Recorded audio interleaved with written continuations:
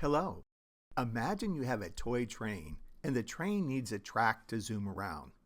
An electrical circuit is a bit like that track, but instead of a train, it's tiny electrical charges that are moving, and those electrical charges power our things like lights and TVs.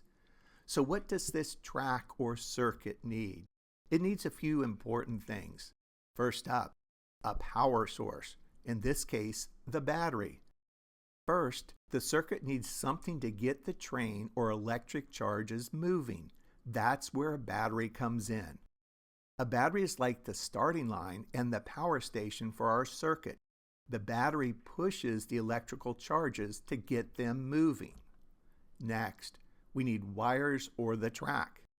We need a track for the train to follow. In an electrical circuit, the track is made of wires. Wires are like special roads that the electrical charges can travel along.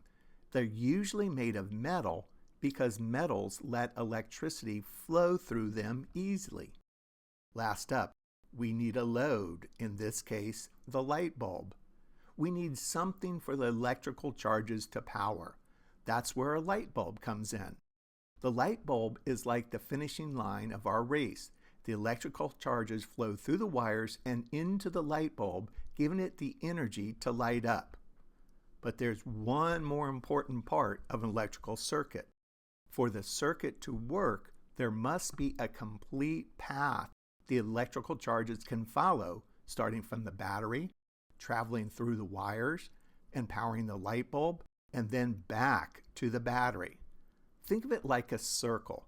The electrical charges leave the battery, here represented by the blue dots, travel along the circle through the wires, power the light bulb, and then go back to the battery to start the journey again.